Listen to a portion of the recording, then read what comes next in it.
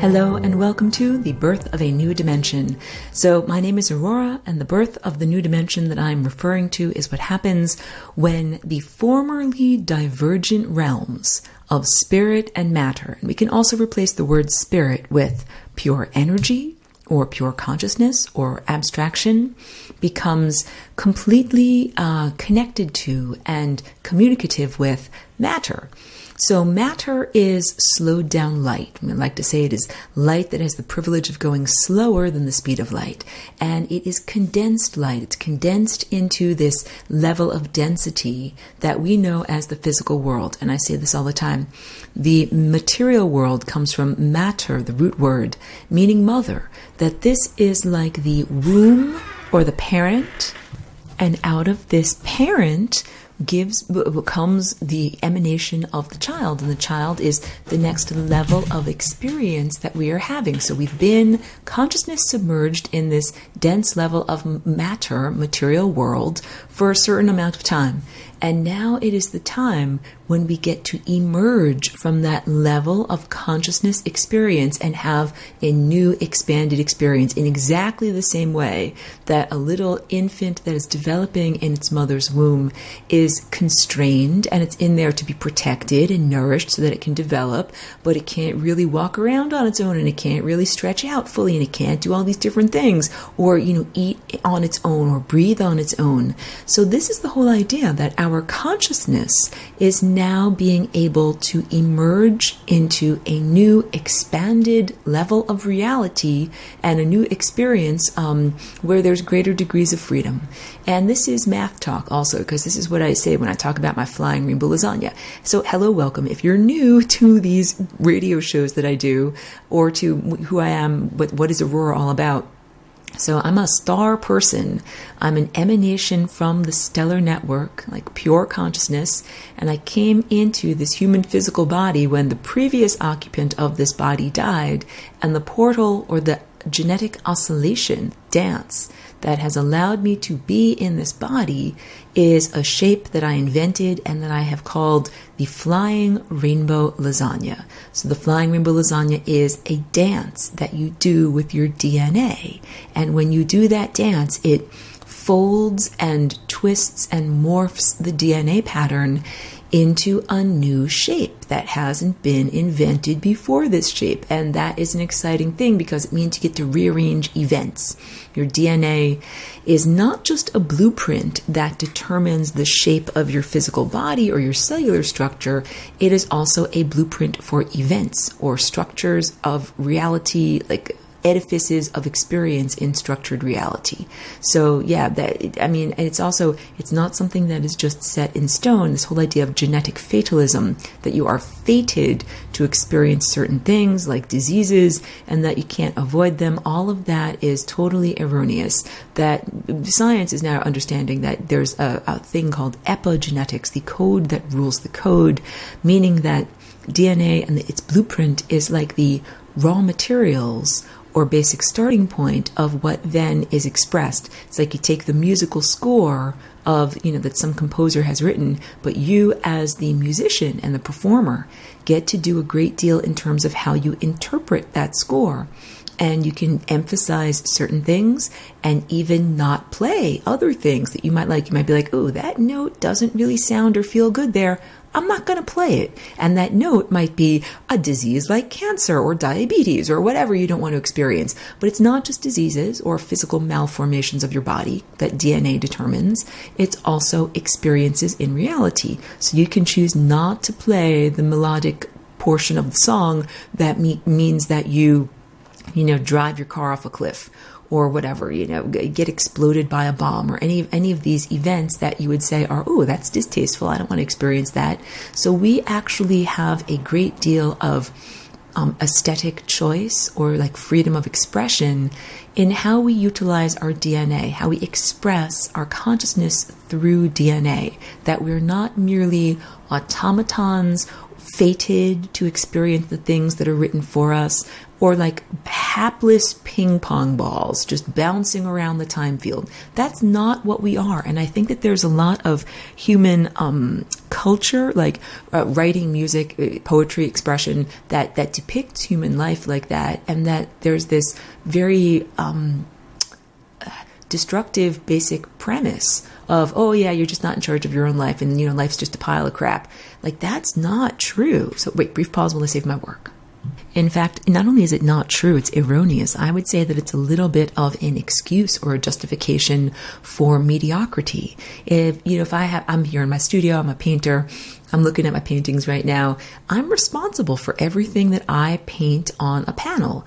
I don't say like, oh yeah, I know this painting is mediocre and there's drips over here and this part isn't painted right and this is the wrong color, but that's not my fault because I'm just a robotic automaton and I was forced to pick up my paintbrush and put purple over there, or I was forced to make this line crooked instead of straight. Like, I don't play that kind of game. When I make a painting, I'm like, hey, I'm the person in charge of this, whatever, 48-inch square of real estate in the material world. And I'm the person that stands behind all of the colorful molecules that I put on the surface of this panel. So it's the blame game, like passing the buck. It's like, oh, it ain't my fault. I blame that guy over there. Like, I blame my ancestors, or I blame my mom and my dad, or I blame human society, or I blame religion, or I blame government, or I blame any of these external things that are in control of my life instead of me. And all of that is really destructive and erroneous, because we are these divine miniature co-creators, that we're not meant to be separated from the divine creator, the great composer that made all of this music. We are made to be and intended to be constantly in connection with the great composer and the great conductor. We're literally musicians in the symphony of life, and we were created by these wonderful, benevolent, larger entity thought structures. And they're not far distant, and they're not cruel. They're not like the God of the Bible or the God of the Torah that's like, I will smite thee. It's not like that at all. It's not that smitey type of thing. It is a partnership. Because if you think of yourself, in the position of being a composer, you're like, okay, I wrote these notes down on a little piece of paper, but what I really want to do is hear what the music sounds like. So in order to hear what the music sounds like, you're gonna need a bunch of musicians. And that's what we as living beings are. So I say this all the time also, I'm new to having a physical body, but I don't find it burdensome or choreful, even though, scrubbing the toilet is definitely choreful. But this whole idea that a lot of people are like, oh dear me, I have to eat food, I have to chew it up, I have to poop it out, being alive is such a chore. I don't feel that way at all. I feel like, wow, like what a privilege. I'm alive, I get to walk around, I get to experience the physical world. I get to feel what it feels like when, molecules brush against my skin, and when I drink water and all these different things. Like, it's an amazing privilege. So we're the musicians, our bodies are our instruments, and we're here in the symphony of life. And the symphony of life, it's not like you're just one garage band musician playing on your own with no other bandmates around you. You've got at least 3 trillion microbes just riding along in your intestines, helping you to digest your food. You've got all of these yeasts that live on the surface of your body, the tiny mites that live on your eyelashes. None of these are wrong. They're not like, oh, it's like, oh, get off my skin. Like, no, they're supposed to be there. And we live in an atmosphere with all of these amazing microbes swimming around in the atmosphere. And you got to eat food. So you got to have plants and animals around you on the same planet as you. And all of our consciousness, so that's just on the basic objective materialist level.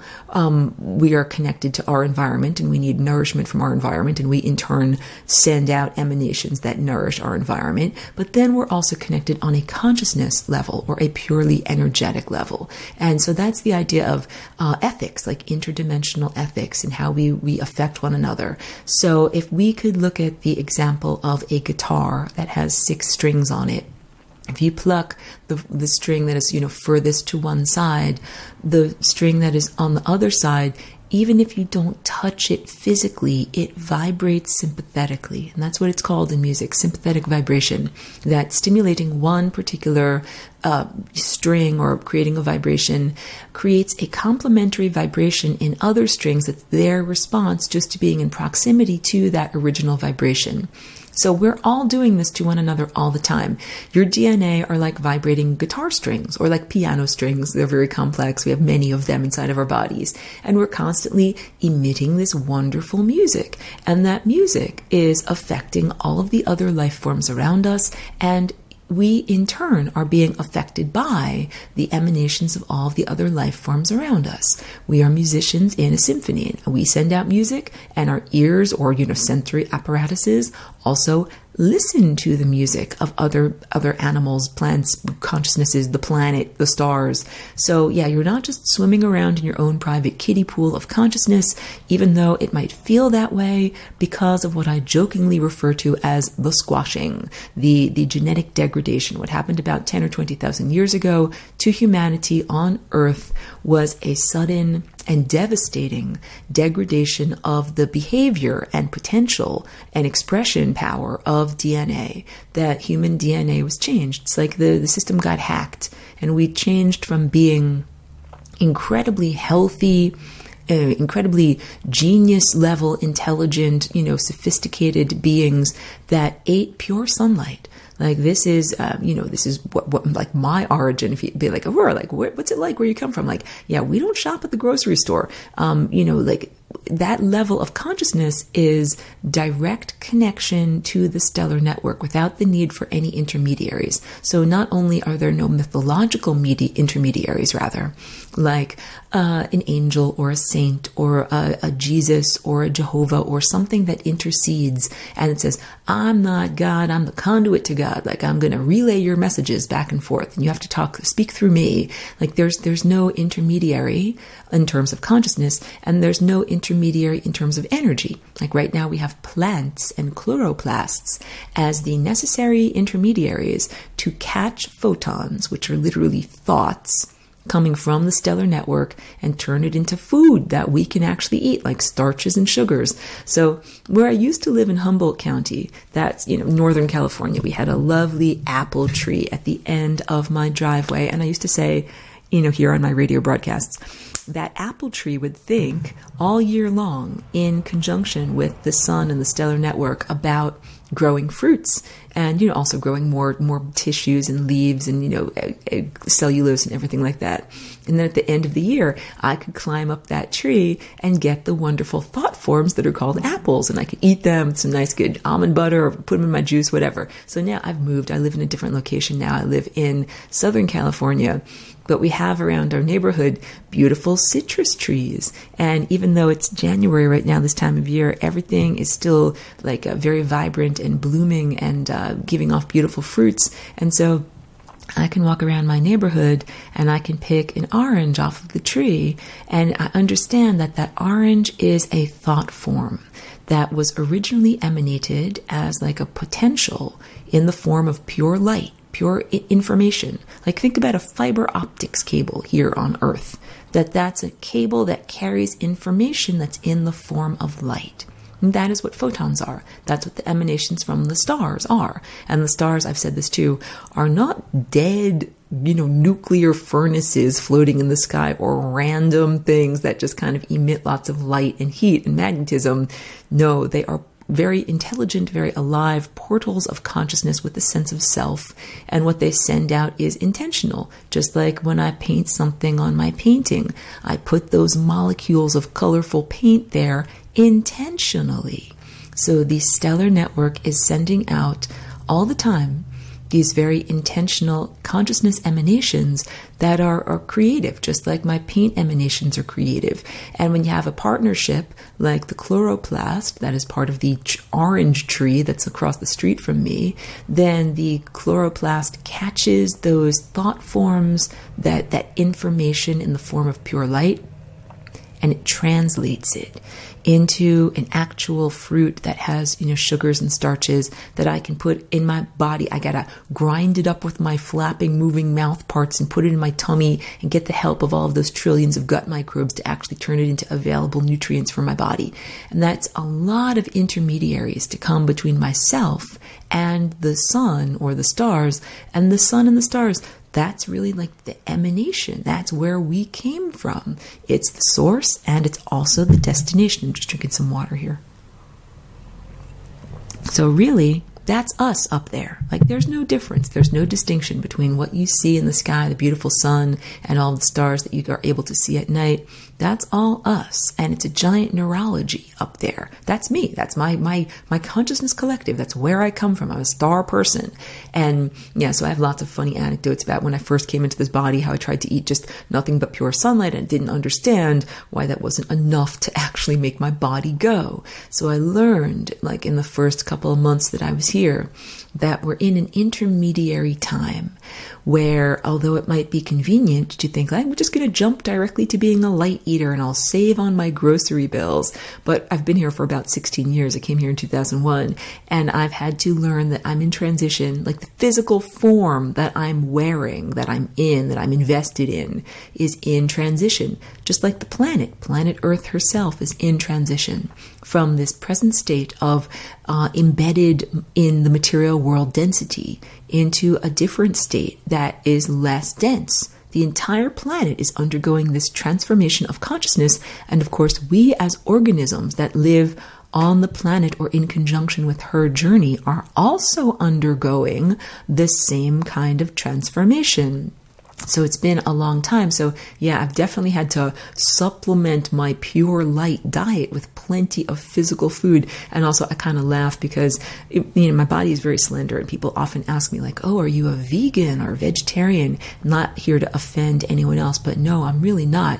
I eat meat, but I eat, meat that is produced ethically. Like, I don't eat factory farmed meats. So where I was in Humboldt, there were a lot of farms up there, a lot of grass-fed cows that you could see really roaming in the fields. And so I was able to get that from up there. And where I am here in the Southern California area, there's a wonderful local butcher that they have their own ranch. Their animals are treated humanely. They live outside. They don't live in horrible cages. And the meat is, wonderful, good quality. Because my body needs a lot of energy because I do this flying rainbow lasagna dance, genetic oscillation. It's not like I just do it for an hour a day. Like, I do it for an hour or more a day, but it's like I don't stop. Just like you don't stop metabolizing just because you aren't on the treadmill anymore. Like, just because you're not running, it doesn't mean your body isn't burning calories. So I'm lasagna-ing, doing this lasagna dance all the time, even if I'm not specifically, doing my dance, wearing my headphones, listening to music.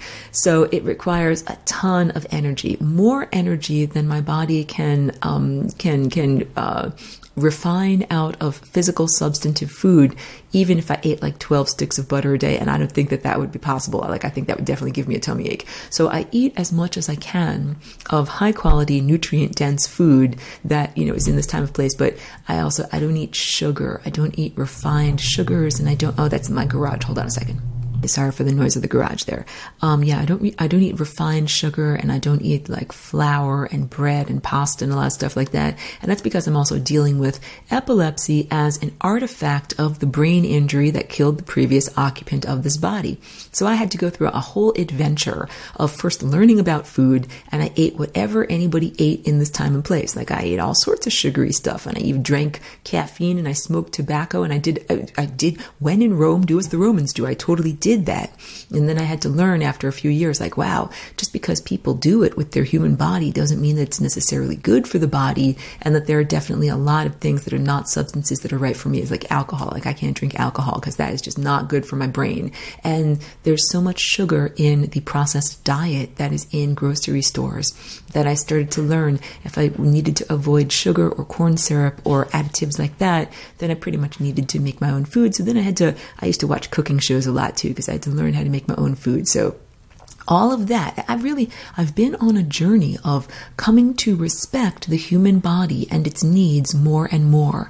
And it's kind of like if you had an animal, like a domesticated animal, a pet, a dog, a horse, something like that. At first, you might not know how special and sophisticated its body system is. And you're like, oh yeah, like that's just my animal. But then at a certain point, you're like, wait a minute, as I learn more about this, I'm like, this is very sophisticated. The way that everything fits together, the way that everything everything works. So I had to learn about gut microbes. I had to learn about nutrition and different types of nutrients and what is the best way to feed the human body in general and my body specifically.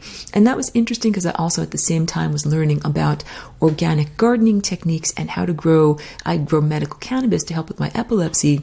How to learn how to grow it without putting a bunch of chemicals and other non-food safe items on the plant, because I do juicing of the leaves. And I advocate for this. I advocate for everyone to be able to grow their own cannabis in their yard. Like, you shouldn't have to have a special license for it, but whatever.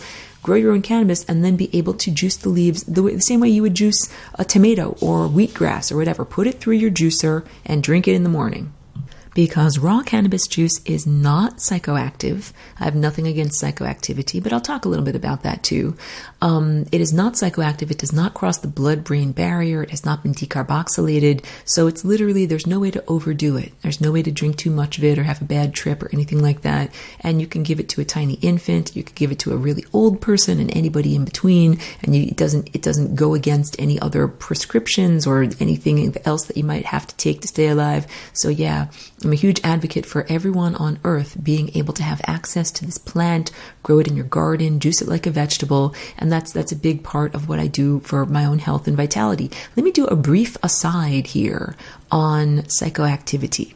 So I have no problem with the idea of, whatever THC that is. Like, I use mostly CBD in terms of, healing and protecting my brain and neurology, and to be able to overcome the neurological deficits and, like the damage that was done in this body, so that I could be here, so that I, as Aurora, could be in this body. Because it's kind of like I moved into a house that had damage from a house fire. And you move in, it's like, the rafters are burned down and there's smoke damage and there's water damage and all sorts of things. And so you have to rebuild, and then you also have to, clear things out.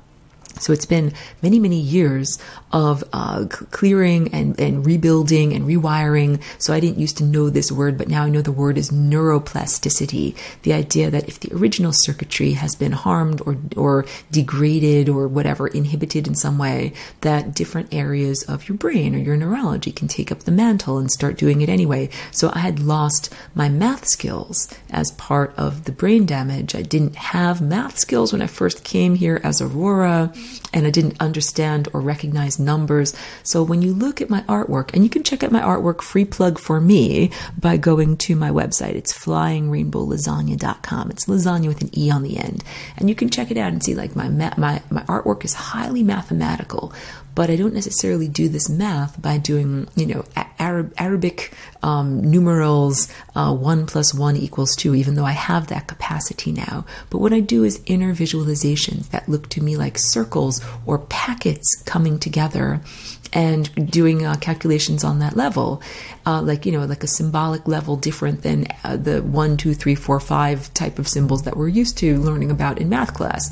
And it's interesting to learn about vortex-based math, because this is human math and science and I want to say thought structure coming up to speed with the idea that equations can be expressed not merely as a linear equation, but also as a shape that has vectors of force or directions in which energy travels, creating either doubling or halving or adding, subtracting, or some aspect of calculation. That a shape can literally be a calculation. So that's necessary integuments that everyone can start to understand what the flying rainbow lasagna is. It's an equation.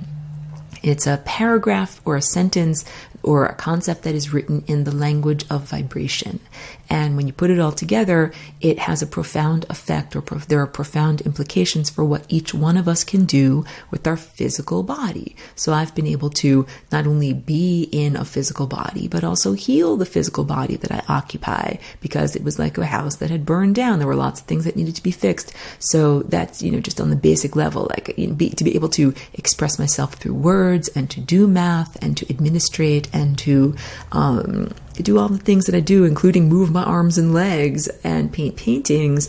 All of that has required a great deal of rewiring. So on the topic of psychoactivity, so I have no problem with people, taking THC, and that has a psychoactive effect and can make you feel, otherworldly, or like you're not expressing your ordinary mundane thought patterns.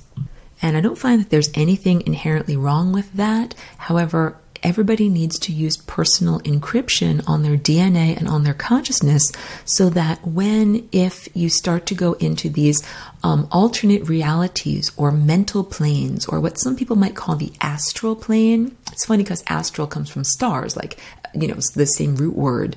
But we're talking about a world like a dream world that is created purely out of mind. And there's nothing inherently wrong about visiting there, but you got to do it responsibly. And this is the same teaching like when I teach about the Merkaba, which means light body vessel. And it's a visualization that is very powerful that you can use to protect your body and also to travel through space, time, and consciousness. And it's a birthright. Everybody should be able to go where they want to go. You shouldn't have to ask anybody's permission, just like you should be able to drive wherever you want to in your car. But there are some neighborhoods that it is not sensible to visit. And if I'm a responsible teacher or I'm a responsible person like giving you the car keys, I would never be like, sure, take the car keys, go wherever the heck you want, and like I won't give you a map and figure it on out yourself. It's like, no, because then you will go to the bad areas of town where people will, like carjack you or slash your tires or whatever. So it's really essential when you do any kind of interdimensional travel to do protection and have a map and know where you're going and go in a sensible way and lock your car when you get there and make sure you have enough gas to get back home. So this is my caveat or my issue or whatever, challenge I'm having with the idea of using psychedelics in any way. And THC, like if you take enough doses of it, if you take a high enough dose of the medicine, it can be highly psychedelic. So, and again, I don't have any problem with people doing that. You should do it responsibly. So now, like this goes also into the idea of taking magic mushrooms or LSD or ayahuasca. That, first of all, I don't consider any of those things to be like recreational substances, like party drugs that you should take, go into a disco. I don't think that that's the right thing to do at all.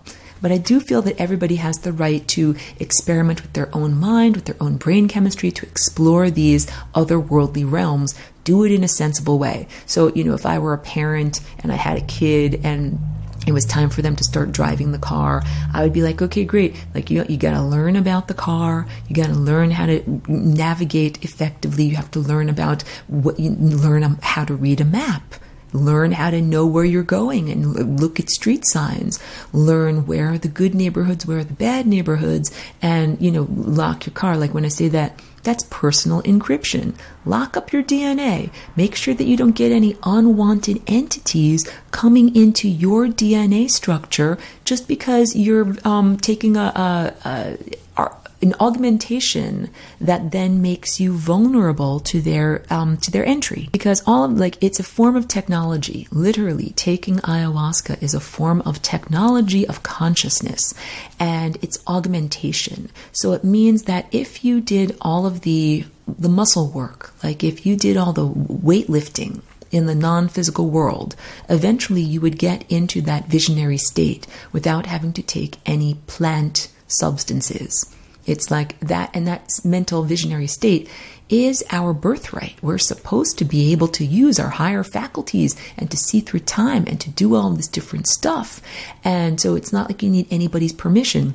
But at best, magic mushrooms, ayahuasca, psychedelics, these are like training wheels. And it might give you a temporary artificial boost to be able to do it. But the whole idea is you're supposed to do the work, earn the muscles, run the marathon, and get the vision. And if you don't do that, then you can get visions prematurely, and you can get visions that are distorted. And it's so crucial in this journey to get the information accurately and at the right time. Because if someone can give you totally accurate information, but at the wrong time, thereby skewing your trajectory. It's like literally a trajectory, like a baseball flying through the air or a helicopter flying through the sky. It's your trajectory through time. So if I'm like, oh, I'm going to give you some information that you're only supposed to have in 6 years after you go through a whole, extensive training program, and I'm going to give it to you now, though. It's like through training wheels, like the augmentation. I'm going to give it to you 6 years early. Then that person might not be well prepared for that information, and it might also send them down a pathway that's not where they're supposed to go yet. So there's real questions. It's like instead of earning a library card and then going to the library and reading the books in order of the encyclopedia that you're supposed to read, it's like breaking into the library and just pulling random books off of the shelf, or just like ripping pages out of books and then saying, look at me, I'm really learning. But it's like, that's not really learning. So I think that is the danger, that a lot of people right now in this very twisted, like I want to say self-destruct, we are in a society that fosters and encourages self-destructive behavior.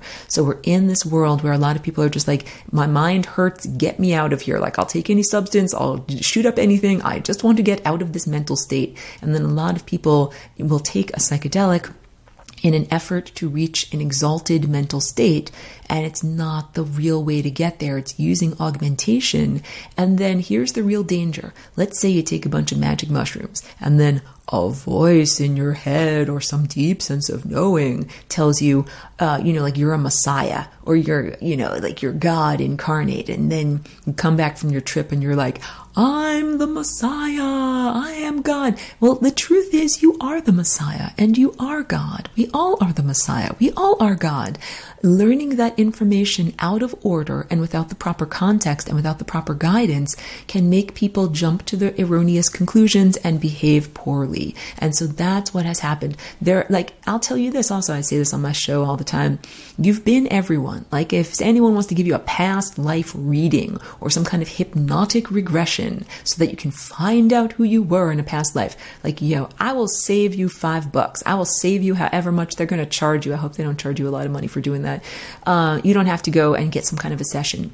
We have all been everyone. You've been everyone. So if you take one of these regressions and it's like, oh, I'm regressing back. I was Picasso. I was Vincent van Gogh. I was Marilyn Monroe. Like, yeah, you were those people. And you were also a lot of other people too. So giving people information out of order can be horribly self-destructive, because like you get a regression and you find out, oh, you were Hitler. You were Hitler. I was Hitler. Everybody's been Hitler.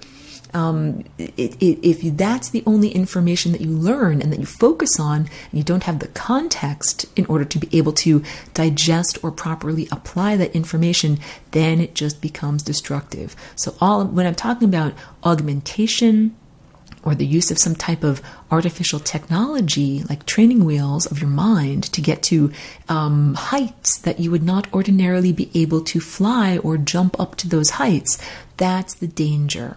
That it's information taken out of context without the proper guidance of how to apply it to your life. So, things like ayahuasca, in the ancient world, that was something that was used ceremonially and only for people who were initiates, and they did their muscle building. They prepared for the marathon, and then they were, guided in their experience. And also the idea that you're not supposed to take it all the time. Maybe you take it once or twice, and then you get rid of your training wheels. So people might have had experiences, of taking mushrooms or LSD. Again, I'm not judgmental about this, but I think people think like, oh, she wears rainbow clothes, she's a hippie, she gotta be like pro LSD or something like that. Like they think that I have a pocket full of LSD. I'm like, no, I don't have a pocket full of LSD. In fact, I've never taken psychedelics, and I have to be really careful with my brain because I'm dealing with epilepsy, so I can't take stuff like that. So all of my paintings that I paint come from inner vision, and they come from me, I call it booking time on the inner telescope. That your higher faculties, your insight, your eye of time, the chakra that's on the forehead of your body that connects through the crown of your mind into, the God mind, that's your birthright. Everybody is supposed to be able to see using that inner eye. And because we've been genetically degraded, and because we are living in this technological soup, it can be very hard to see. It can be hard to activate those faculties. So that's why I understand a lot of people are like, I will just take a drug and that will give me my inner vision. But what everybody really needs to do is cultivate your real muscles. So here's the difference. It's like, say, there are some people in life who have been going to the gym and doing their running and doing their stretching, and they're ready for the marathon. They've got muscles on their body that can do the work. And then there are some people that have been sitting on the couch the whole time. and they never did the stretching and they never did the muscle building. They literally don't have those muscles, and they also have a lot of extra baggage or, like excess weight. And then those people can't do the marathon. But then let's say they're like, okay, what I'm going to do is I'm going to get some kind of a technically augmented exoskeleton. And my exoskeleton is then going to go clamp onto my overweight body and move my limbs for me and make me run 26 miles. And then I'll run a marathon. And that is what I'm seeing a lot of people doing with psychedelics in this world. Like really, in order to have inner vision, what you're supposed to do is spend many years cultivating your mind, cultivating your consciousness, learning to create an interior experience of inner silence, like to not constantly verbalize in your mind, to learn to control your mind, to learn to understand emotions and emotional reactions, to understand your own characteristics, to have some idea of, I want to say, like a value system. Because if you're just going to hop in your interdimensional car and drive any place, like it's like driving to Times Square. Like there's prostitutes there, or there used to be. I don't know if they're still there, but like it's driving to the worst places in the city. You can't just be like, sure, here's the car keys, kid, drive to the city. Like, no, there are drug dealers and prostitutes and all sorts of things that you want to avoid, and mafiosos and hitmen and everything, people that want to steal from you. So yeah, you want to stay away from all of that. So my caveat is that I feel many people are using hallucinogens for escapism. They are not properly shielded. They don't necessarily have the discernment to tell who is a loving, godly, divine entity and who is not. Because it's so easy. Like if you go to Times Square and you're a total rube, to have someone come along and be like, oh yes, I'm a real taxi driver. Get in my car. I'll take you where you want to go. And they're like, they're not a real taxi at all. And they're just going to kidnap you and, beat you up and steal your money. Like that would be too easy if you take a psychedelic and then someone comes along and says, I'm a god. Listen to me, I'm really divine. And he's like, oh, sure, I'll get in your car, fake God. And then the fake God can totally beat you up and steal your money.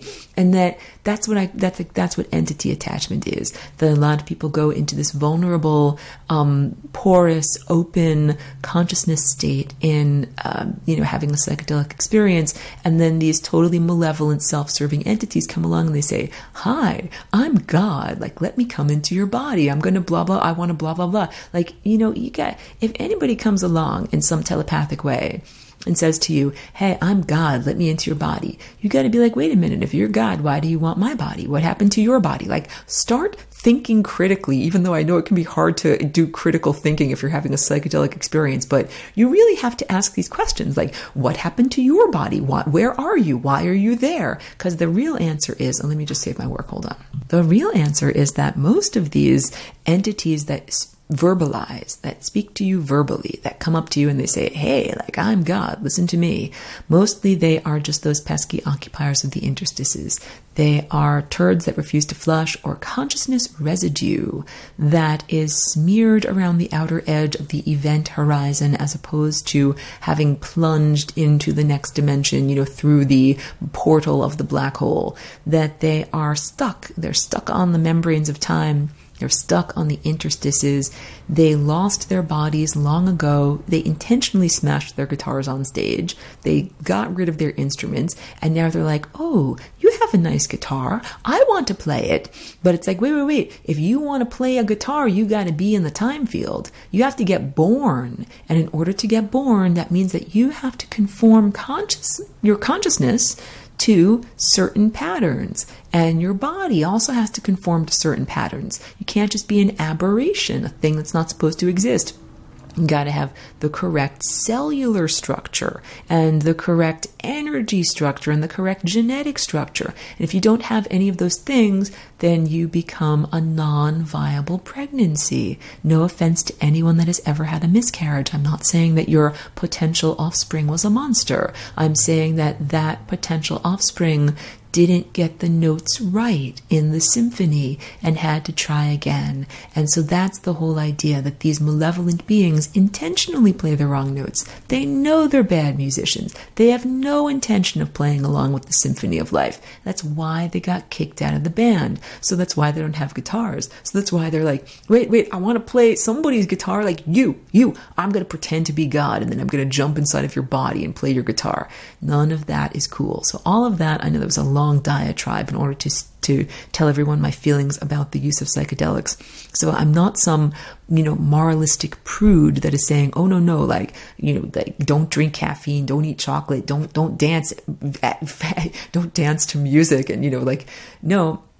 Everybody has a birthright to be able to explore different mental states and use their body and their energy to do what they need to do.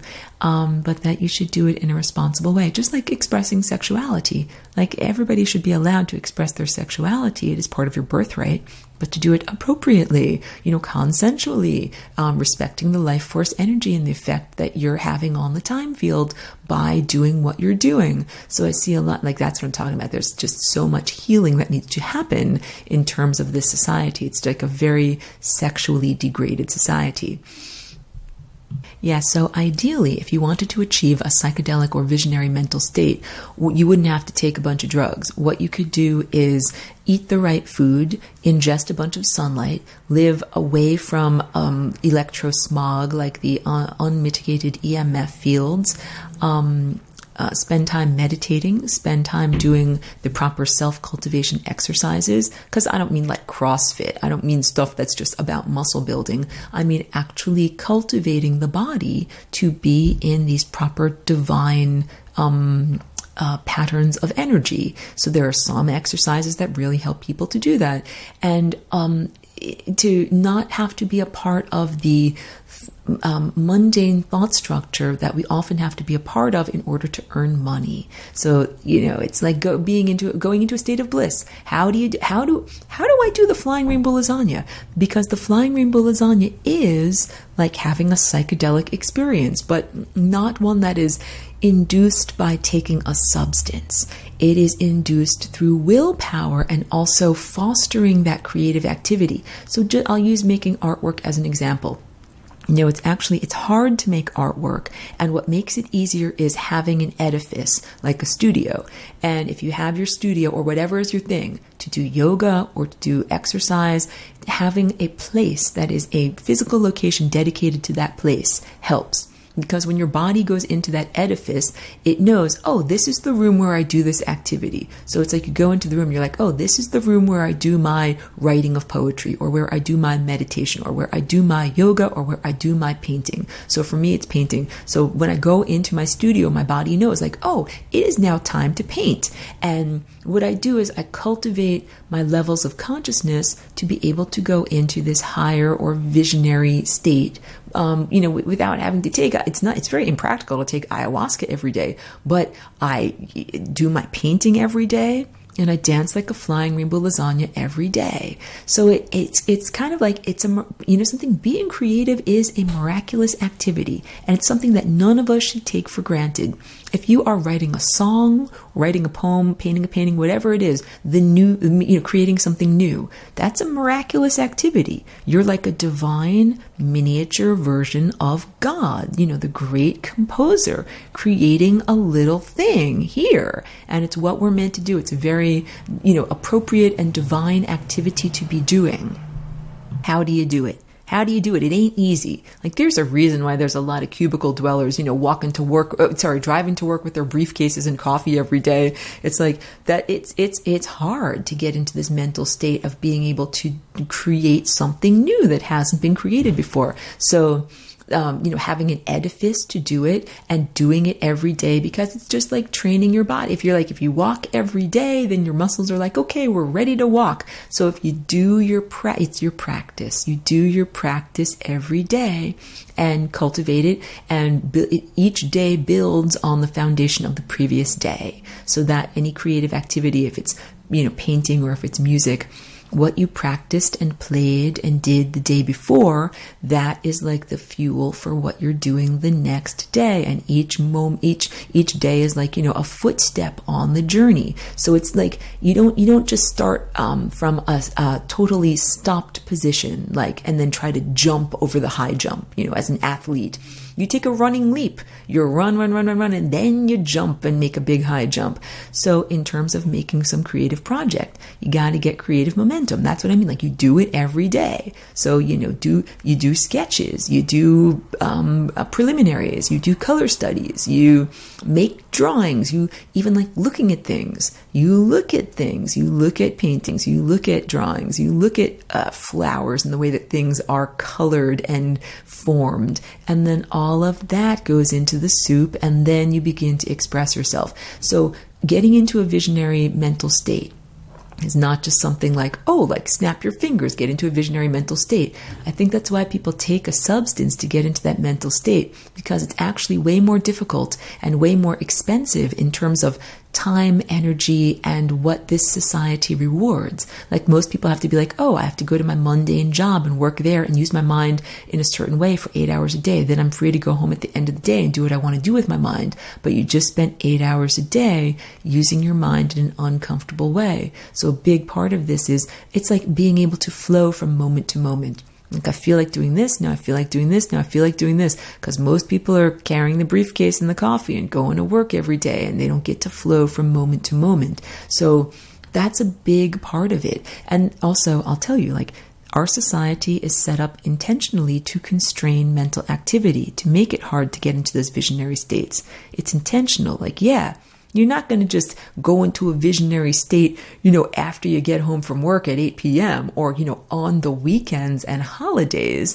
It's just like you're not going to run a marathon after 8 p.m. or on the weekends and holidays. If you want to run a marathon, it's a commitment to training for it every day and prioritizing it. So that's what it's like, the shortcut or the augmentation of taking a substance to get into these mental states is because it is actually way harder and requires way more investment of time and energy and consciousness to be able to do it without those substances. But we do need to recognize that we're not only constrained by the need to earn money and what society rewards, but we are constrained by the infestation of technology, because I really notice that there are some apparatuses that it's harder for me to do my thing around. Like, when I've been in an actual city that had not only a lot of other people, and people are, creating their own thought structures and they're affecting you. Other musicians are playing their own music and you can hear it,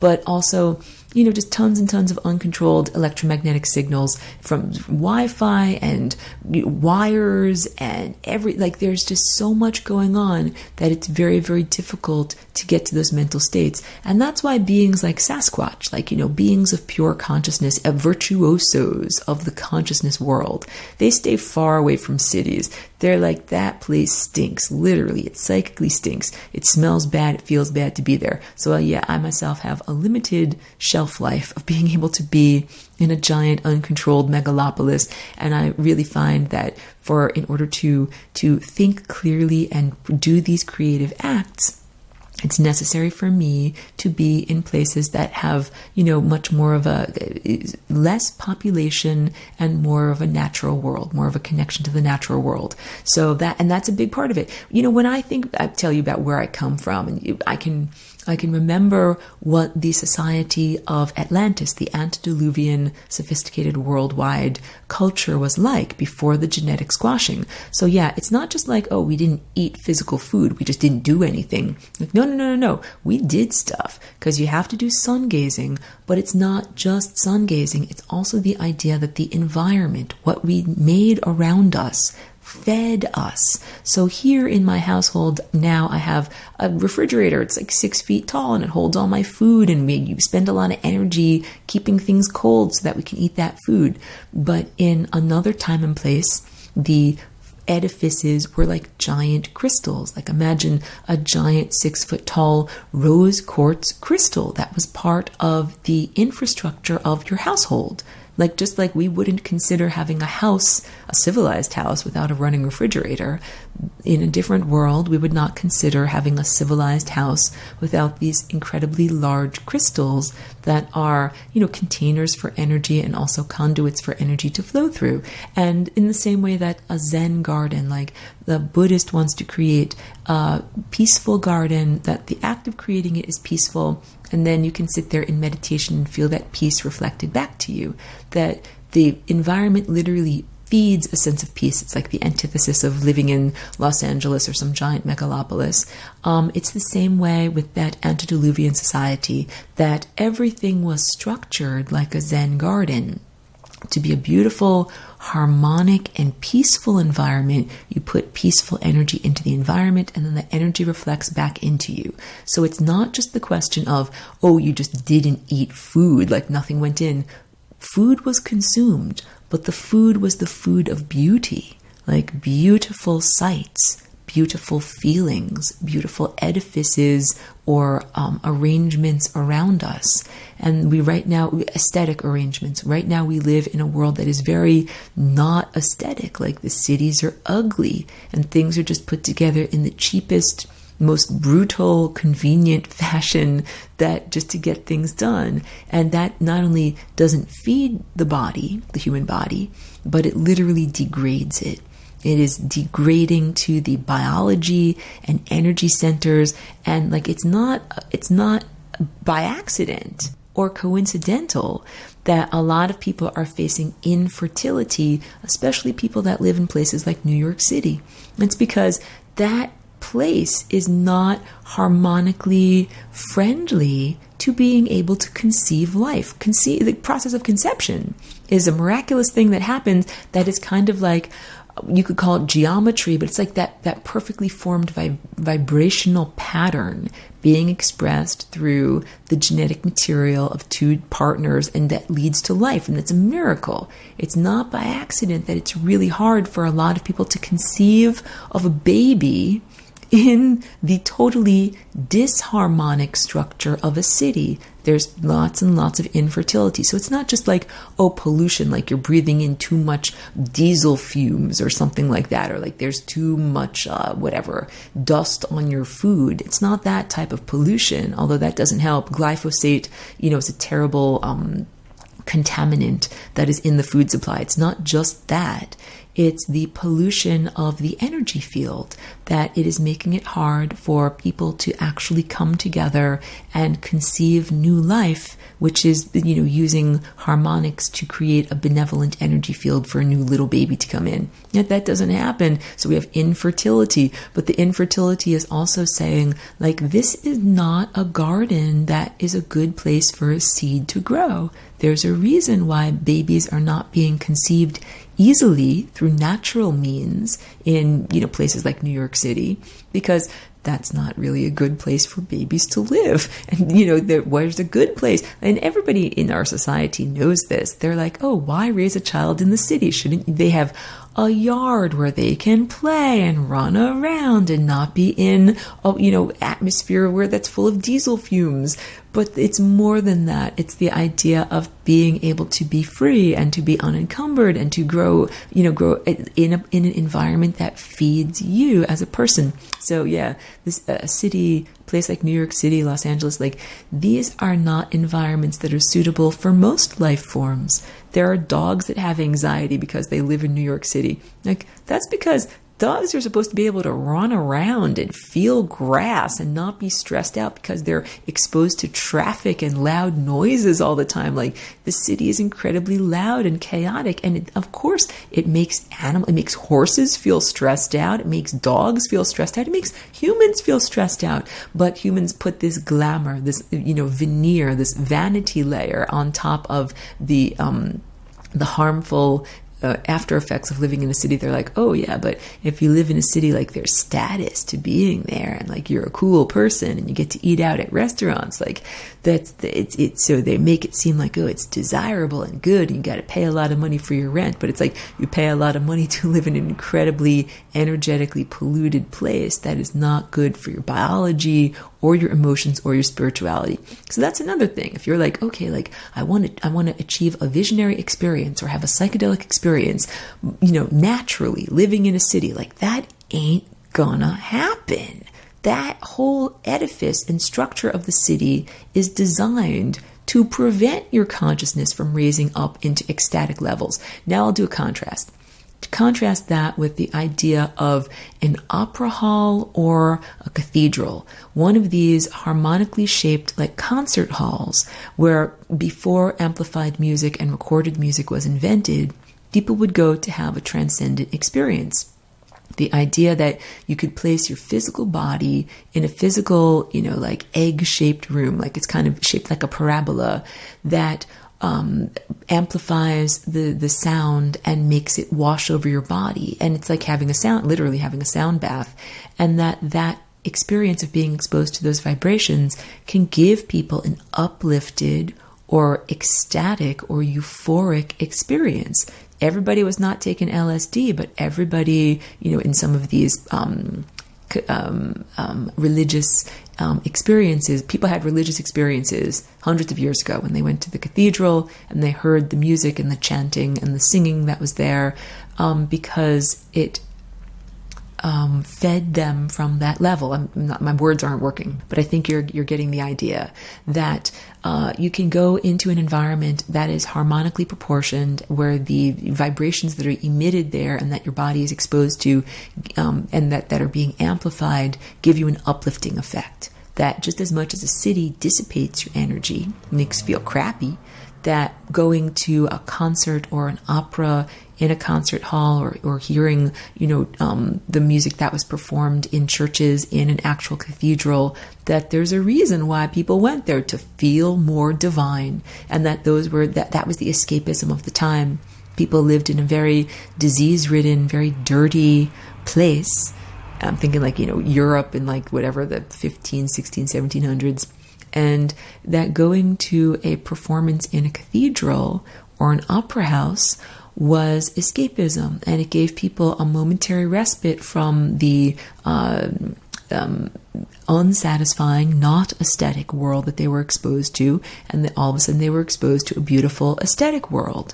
And so, yeah, if we want to, have these experiences, have these higher mental state experiences, it's totally possible, but we have to rearrange our architecture. Change the way we build buildings, change the way we build sidewalks and pathways, and where we have cars that are allowed to drive, and where we place metal guardrails. Like, all of these architectural structures are inhibiting our free flow or free expression of our consciousness, so that we're not able to really fly to the heights we want to. And P.S., that ain't by accident. That's all intentional. So it's part of the big healing that we have to have as we are here, as we are restructuring society. So I got off track from the idea of matter and energy coming together. But what we're doing now with our minds we are creating physical matter that responds to our thoughts. Like, if you could imagine whatever, some kind of magical silly putty, that if I think in a certain way, it turns into this. If I think in a certain way, it turns into this. That's what matter is now. We're in a different world, and you could consider it a dream world, but you are the architect. You get to create and imagine and envision a much more divinely structured world around you that actually feeds you and everyone else. So thank you for being with me on